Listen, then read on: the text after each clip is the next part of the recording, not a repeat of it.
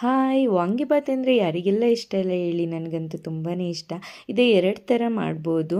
ಒಂದು ಗೊಜ್ಜು ಮಾಡಿಟ್ಟು ರೈಸ್ ಕಲಿಸ್ಕೊಡೋದು, ಮತ್ತು ಹಾಗೆಯೇ ದಮ್ ಕಟ್ಟು ಬಿರಿಯಾನಿ ಮಾಡೋದು. ನನಗೆ ದಮ್ ಕಟ್ ಮಾಡೋ ಬಿರಿಯಾನಿ ಅಂದರೆ ತುಂಬಾ ಇಷ್ಟ. ಬನ್ನಿ ಇದನ್ನ ಟ್ರೈ ಮಾಡೋಣ. ಫಸ್ಟ್ ಈರುಳ್ಳಿ, ಟೊಮೊಟೊ, ಕೊತ್ತಂಬರಿ ಸೊಪ್ಪು, ಕರಿಬೇವು, ಒಣಮೆಣ್ಸಿನ್ಕಾಯಿ, ಜಜ್ಜಿರೋ ಬೆಳ್ಳುಳ್ಳಿ, ಹುಣಸೆಹಣ್ಣಿನ ರಸ, ಬಟಾಣಿ, ಕೊಬ್ಬರಿ ತುರಿ, ಅರಿಶಿನದ ಪುಡಿ, ವಾಂಗಿಬಾತ್ ಪೌಡರ್ ಮತ್ತು ಬದನೆಕಾಯಿ ಇಷ್ಟು ಇಂಗ್ರೀಡಿಯೆಂಟ್ಸ್ ಬಳಸ್ಕೊಂಡು ಮಾಡೋಣ. ಫಸ್ಟು ಕುಕ್ಕರ್ನ ಬಿಸಿಗಿಟ್ಟು ಕುಕ್ಕರ್ ಬಿಸಿ ಆದಮೇಲೆ 3 ಟೇಬಲ್ ಸ್ಪೂನಷ್ಟು ಆಯಿಲ್ ಹಾಕೋಬೇಕು. ನಮ್ಮನೆ ಹಸು ತುಪ್ಪ ಇದ್ದಿದ್ದರಿಂದ ಹಸು ತುಪ್ಪನ 2 ಟೇಬಲ್ ಸ್ಪೂನ್ ಆ್ಯಡ್ ಮಾಡಿದ್ದೀನಿ ನಾನು. ತುಪ್ಪ ಎಲ್ಲ ಬಿಸಿ ಆದಮೇಲೆ 1 ಟೇಬಲ್ ಸ್ಪೂನ್ ಸಾಸಿವೆ ಹಾಕೋಬೇಕು. ಆಮೇಲೆ ಅದಕ್ಕೆ ಒಣಮೆಣ್ಸಿನ್ಕಾಯನ್ನ ಆ್ಯಡ್ ಮಾಡ್ಕೋಬೇಕು. ನೆಕ್ಸ್ಟು ಸ್ವಲ್ಪ ಕರಿಬೇವಿನ ಎಲೆಗಳನ್ನ ಹಾಕೋಬೇಕು. ಅದಾದಮೇಲೆ ಚಚ್ಚಿರೋ ಬೆಳ್ಳುಳ್ಳಿನ ಹಾಕ್ಕೊಂಡು ಹಾಗೆ ಈರುಳ್ಳಿನೂ ಹಾಕ್ಕೊಂಡು ನೀಟಾಗಿ ಫ್ರೈ ಮಾಡ್ಕೋಬೇಕು. ಈರುಳ್ಳಿ ಕಲರು ಚೇಂಜ್ ಆಗೋವರೆಗೂ ಫ್ರೈ ಮಾಡ್ಕೋಬೇಕು. ಈರುಳ್ಳಿ ಕಲರ್ ಚೇಂಜ್ ಆದಮೇಲೆ ಅದಕ್ಕೆ 1 ಟೊಮೊಟೊನ ಆ್ಯಡ್ ಮಾಡ್ಕೋಬೇಕು.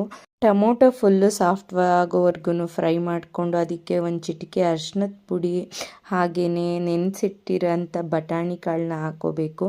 ಎಲ್ಲನೂ ನೀಟಾಗಿ ಒಂದು ಸಲ ಫ್ರೈ ಮಾಡ್ಕೊಂಡಾದಮೇಲೆ ಕಟ್ ಮಾಡ್ಕೊಂಡಿರೋಂಥ ಬದನೆಕಾಯಿನ ಹಾಕೋಬೇಕು. ಮತ್ತು ಎಲ್ಲನೂ ನೀಟಾಗಿ ಒಂದು ಸಲ ಮಿಕ್ಸ್ ಮಾಡ್ಕೋಬೇಕು ಚೆನ್ನಾಗಿ.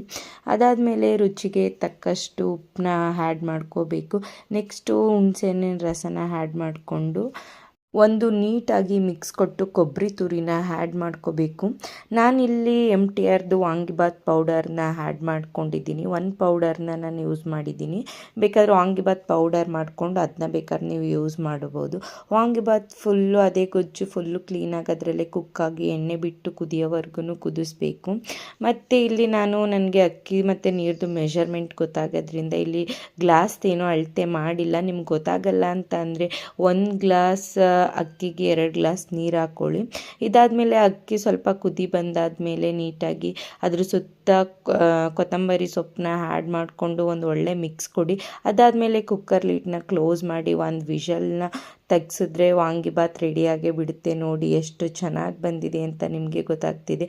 ಒಂದು ಸಲ ಈ ಥರ ಟ್ರೈ ಮಾಡಿ, ನಿಮಗೆ ತುಂಬ ರುಚಿಯ ಅಂತ ಅನಿಸುತ್ತೆ. ನನಗಂತೂ ತುಂಬ ಅಂದರೆ ತುಂಬಾ ಇಷ್ಟ ಆಯಿತು. Thanks for watching.